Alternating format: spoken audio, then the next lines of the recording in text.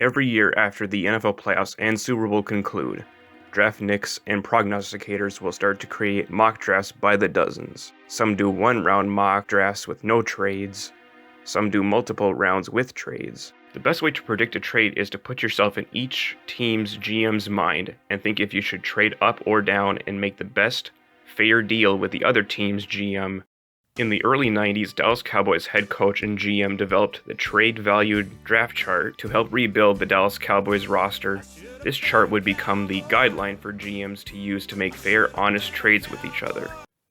So, are you ready to buckle up and take the wheel of an NFL team? Because you too can use the trade value chart to predict trades in your mock drafts.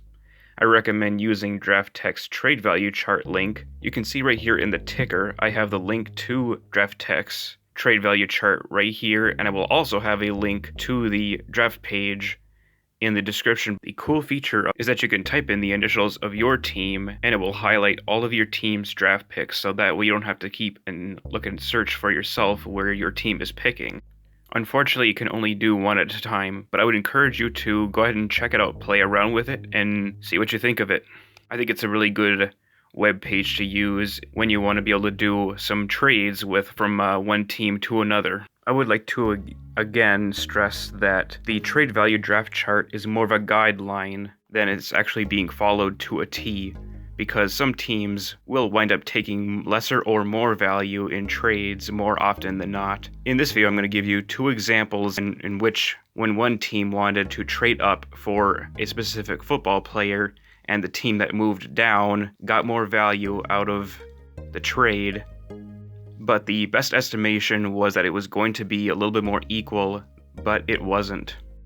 The first example coming from the 2016 draft, when the LA Rams decided to make a blockbuster deal and move up from the 15th spot to move all the way up to the first overall pick to take their quarterback of the future, Jared Goff. It was April 14th, 2016 when the Rams and Titans made this historic trade. LA and Tennessee swapped their first round picks. The Rams got a 4th and 6th round pick from the Titans. In return, the Titans got 2 2s, a 3, and a 2017 first and 3rd round pick. In order to reach the 3,000 points, the Rams needed to give 1,950 more points in addition to the 1,050 points from their 15th overall pick. It may have been enough to get up to 3,000 points by trading their first, their 2 2s, a 2017 first round pick, and maybe a 3rd round pick to acquire the number 1 overall pick to take Jared Goff. Now let's add up the points from the picks that the Rams traded their picks to the Titans. Starting in the 2016 draft, the 15th overall pick was 1,050 points. The 43rd overall pick is 470. The 45th overall pick, 450. The 76th overall pick was 210. And in the 2017 draft, which turned out to be the 5th overall pick, was 1,700 points, and the 100th overall pick was 100 points. That adds up to a grand total of 3,980 points. That is about 980 points, exactly over the amount that the Rams had to give to the Titans in order to trade up to the number 1 overall pick. But the Titans did give the Rams a couple of picks, which was the 113th overall pick, which is 68 points, and the 177th pick, which was 20.6 points, which equals up to 88.6 points. The verdict: the points favored the Titans by 891.4 points because the Rams finished the 2016 season with the 5th overall pick, which had very high value. If the Rams had finished the season with the 25th overall pick in the 2017 draft, the points would have been dead even. Now let's move on to the last example. In the 2011 draft, the Atlanta Falcons traded up from the 27th overall pick to the 6th overall pick to take Julio Jones, the fast, explosive wide receiver from the Alabama Crimson Tide. In hindsight, we all know who won this trade. The Atlanta Falcons stole away Julio Jones away from the Cleveland Browns, swindled him big time. But at the time, would the points have swung in Atlanta's favor, or did the Cleveland Browns win the deal in points?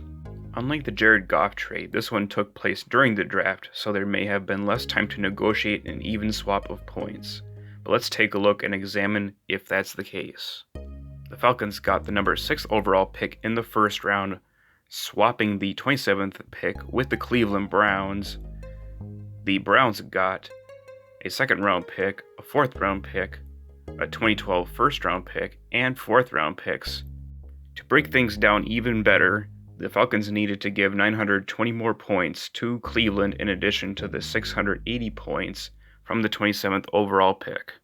It would have been enough for Atlanta to trade their 1st, 2nd, 4th, and 2012 first round picks to get up to 1,600 points to pick Jones. Now let's take a look at how the points added up for the Falcons picks in order to be able to get the value that they gave to the Cleveland Browns. Starting with the 2011 draft, the 27th overall pick was 680 points, the 59th overall pick was 310, and the 124th overall pick was 48.